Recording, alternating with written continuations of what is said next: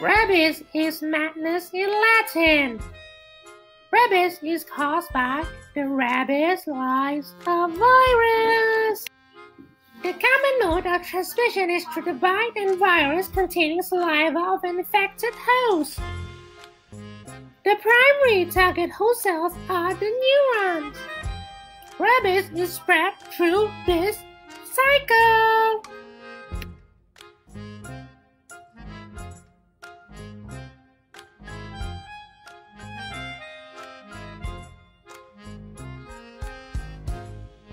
The symptoms are hypersalivation, hypersensitivity to touch, light, and sound, abnormal and aggressive behavior, mouth foaming, disorientation, incoordination and staggering, and seizures.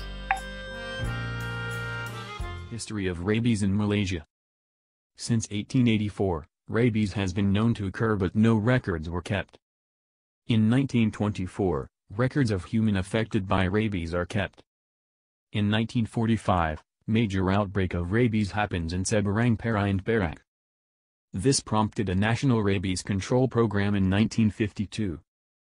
In 1954, National Rabies Control Program was announced as success. Malaya was declared rabies-free. In 1955, first Immune Belt Program was introduced.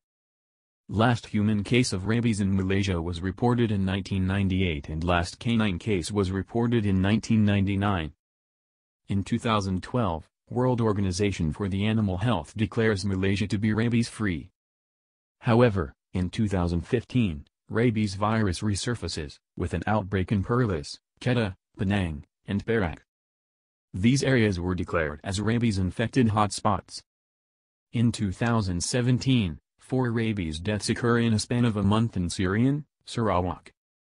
30 areas in Serian, Sriaman, Kuching and Sarakai Sarawak were declared rabies-infected areas. On 30th of June 2017, rabies was declared as epidemic in Sarawak. Up to today, number of confirmed cases of rabies among humans in Sarawak rise up to 12 people, 11 of whom succumbed to the disease. And so, the war against rabies in Malaysia continues. Several control measures were undertaken such as establishment of immune belt and buffer zone, increased public awareness, enforcing an amendment of legislation, and massive vaccination of dogs. Malaysian Immune Belt Zone, which is also known as Rabies Buffer Zone, are all the areas that are within a radius of 20 to 30 km of the border with Thailand, which include Perlis, some part of Kedah, Perak and Kelantan. In East Malaysia, the Immune Belt Zones are also within the same radius with the border of Kalimantan, which include some part of Sabah and Sarawak. The establishment of these zones are critical because neighboring countries such as Thailand and Kalimantan is highly endemic for rabies, and the borders allow the free movement of animals between these countries. The population located within this immune belt zone is being strictly monitored. Besides that, an active surveillance for rabies in the dog population is done on regular basis. Creating good public awareness is a good preventative measures for countering rabies outbreak within the country. Several campaign and exhibition was conducted particularly within the critical zone to educate the community regarding rabies. Enforcement and amendment of legislation is another important control measure. Under the Animal Act 1953, latest Animals Amendment Act in 2013 makes provision for the coverage of special issues relating to dog rabies. These include licensing, handling of rabies-infected areas, detention of any animal suspected to be infected with rabies, detention of any dogs that have bitten a person, and administering of anti-rabies vaccine in dogs. And finally, mass vaccination of dogs within the immune belt zone, proven to reduce the rabies outbreak incidence.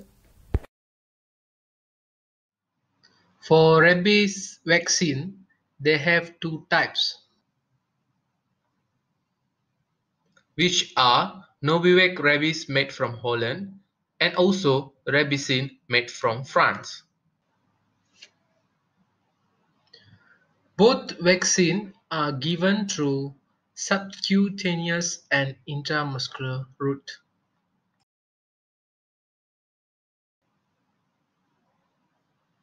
Despite its advantages in preventing an outbreak, it is impossible to vaccinate dogs in massive numbers, particularly stray dogs within the immunized belt area.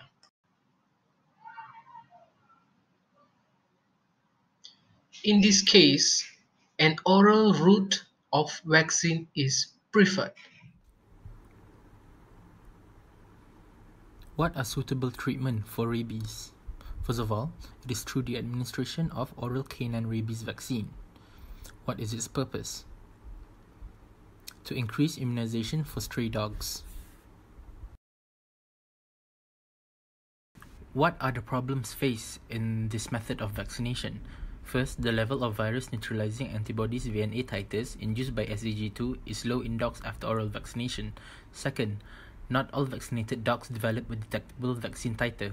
Third, it makes it difficult to determine the vaccine effectiveness. So, the solution is, first, modify rabies virus by expressing dog GM-CSF factor. By doing so, it was found that the recombinant rabies virus expressing dog GM-CSF could activate more dendritic cells and B cells in the peripheral blood and induce a significantly higher VNA titer. Advantages of engineered rabies virus expressing granulocyte macrophage colony stimulating factor. The engineered rabies virus are those viruses whose glycoprotein gene were deleted from the genome that make them unable to separate across synapses. It has advantage on expressing the GM-CSF as a key cytokine enabling generation and stimulation of dendritic cells. It also plays a vital role in promoting the survival of dendritic cells.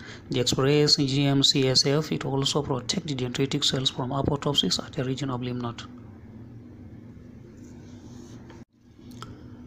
A replication in immunized dog oral cavity. To investigate the replications, samples should be collected from following organs: the tonsil, buccal cavity, and thumb. The sample should be subjected to PCR at different time points after vaccination. Activation of dendritic cells and B cells. The live attenuated rabies virus infect primary murine and B cells. Infection results in expression of the cell surface markers and the ability to induce primary naive murine.